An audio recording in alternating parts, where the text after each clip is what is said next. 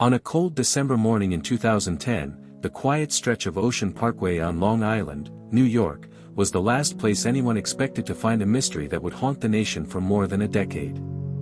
A police officer, out searching for a missing woman named Shannan Gilbert, made a chilling discovery near the dunes of Gilgo Beach, the remains of a young woman wrapped in burlap. Within days, more bodies would be found nearby, each one telling a story of tragedy, fear, and unanswered questions.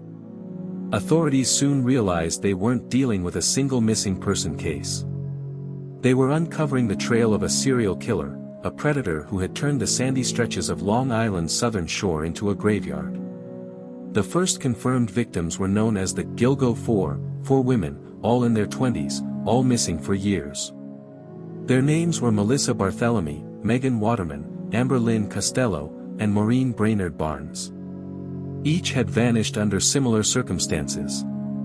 All were found within a few hundred feet of each other, their remains hidden beneath the brush along the same lonely stretch of road. The discovery sent shockwaves through the community and beyond. Local news turned national overnight. Questions flooded in: who could do something like this? Why this place? Detectives, journalists, and the families of the victims demanded answers. The Suffolk County Police Department launched one of the largest investigations in New York history. FBI profilers were brought in, forensic teams combed the dunes for evidence, and helicopters hovered overhead searching for any sign of the missing Shannan Gilbert, the woman whose disappearance had started it all. But Shannan's case was different. She was not among the 4 victims discovered first.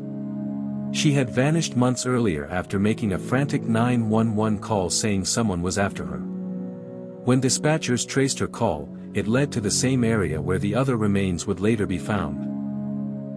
Yet for years, her fate remained a mystery. As winter turned to spring, the search area expanded. Investigators found more remains, partial skeletons, fragments of lives lost and forgotten. Some belonged to women who had disappeared decades earlier. Others were never identified. The number of victims grew from 4 to 6, then 10, and possibly more. The press began calling the unknown suspect the Long Island serial killer, or simply, Lisk. For residents of Suffolk County, fear took hold. Gilgo Beach was no longer just a quiet summer escape, it was a haunting reminder that evil could hide in plain sight. Despite the massive investigation, the killer's identity remained elusive. Years passed, evidence piled up, and theories multiplied. Was it one person or several? Did the killer know the area intimately, perhaps a local, a police officer, or someone with access to restricted parts of the beach? Each lead seemed promising at first, only to fade away. And through it all, the families of the victims waited, desperate for justice. They spoke at vigils, held photos of their daughters, and pleaded for answers on national television. Then, in July 2023, a stunning breakthrough reignited the case. After more than a decade of dead ends, investigators arrested a man named Rex Hoyerman, a 59-year-old architect from Massapequa Park, just a short drive from Gilgo Beach. He was a husband, a father, and by all appearances, an ordinary suburban professional. But behind that ordinary life, police say, lay a dark secret. Digital forensics, cell phone records, and DNA evidence linked him to several of the original Gilgo victims. Detectives who had worked the case for years finally began to see the puzzle pieces come together. For the first time in over 10 years, there was a face to the name Lisk, the Long Island serial killer.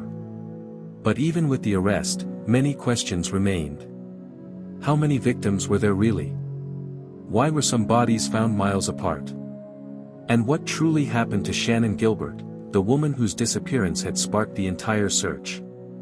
As Chapter 1 closes, the mystery of Gilgo Beach stands as one of America's most haunting criminal investigations, a story of tragedy, endurance, and the relentless pursuit of truth along the windswept shores of Long Island. The discovery of multiple bodies along Gilgo Beach sent law enforcement into overdrive. The Suffolk County Police Department quickly realized they weren't just dealing with a missing persons case, they were facing one of the most complex serial murder investigations in New York's history. From the very start, detectives noticed chilling similarities among the victims. All were young women, all had advertised escort services online, and all had vanished after arranging meetings with clients. It painted a disturbing picture, one of a killer who hunted through the digital underworld, preying on the vulnerable. Investigators began combing through cell phone records, Craigslist messages, and financial transactions, hoping to find even the smallest clue. But what they uncovered was something far stranger. Someone had been using the victims' phones after their disappearances. In one particularly disturbing twist, Melissa Barthelomy's family began receiving taunting phone calls from her number. The voice on the other end mocked them, describing details that only the killer could know. The calls were traced to Times Square in Manhattan, but every time police arrived, the signal went dead. The killer knew exactly how to stay one step ahead. The FBI joined the case, building detailed criminal profiles. They theorized the suspect was likely a local man in his 30s to 50s, someone intelligent, organized, and familiar with the area. The way the bodies were hidden suggested knowledge of police procedures and geography. This wasn't random violence, it was deliberate and methodical. Meanwhile, the mystery of Shannan Gilbert deepened. Months after the discovery of the Gilgo 4, search teams found her belongings scattered near a marsh, her purse, phone, and shoes. A year later, her remains were discovered less than half a mile away. But questions lingered: had she fallen victim to the same killer, or was her death an unrelated accident? The police initially ruled it accidental drowning, but her family, and many others, never believed that. To them, Shannan was the key to understanding the entire case. As years passed, frustration grew. Leads dried up, witnesses disappeared, and the case became tangled in politics and internal disputes. Some accused the police department of mishandling evidence. Others claimed a cover-up. Rumors swirled that a member of law enforcement might even be involved. Still, dedicated detectives refused to give up. They built a task force, re-examined old files, and began applying new technologies, especially genetic genealogy and cellular mapping, tools that didn't exist when the murders first occurred. Then came a turning point. In 2022, investigators began focusing on a man named Rex Heuermann, a local architect living just 20 miles from Gilgo Beach. His name had surfaced before, but new digital evidence painted a more damning picture. Using subpoenas, detectives obtained data from burner phones used to contact several victims. All those calls had pinged near Heuermann's home and office. When they cross-checked his personal devices and online activity, the pattern became undeniable. He had used multiple fake email addresses to browse escort ads, and disturbingly, to search for details about the investigation itself. Police even discovered online searches like "How do investigators trace cell phones?" and "Gilgo Beach victims updates." Undercover surveillance began. For months, detectives quietly followed him, from his Manhattan office to his Long Island home.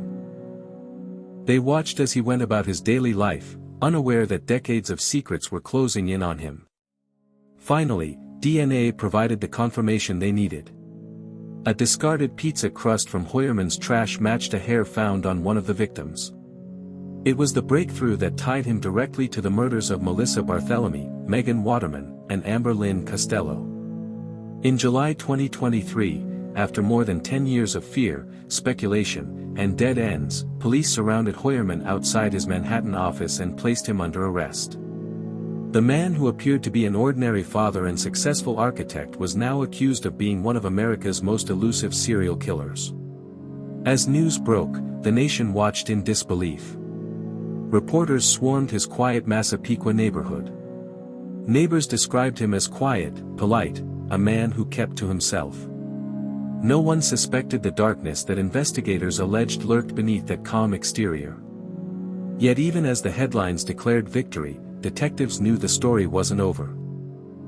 There were still more victims, bodies found miles apart, some dismembered, some never identified.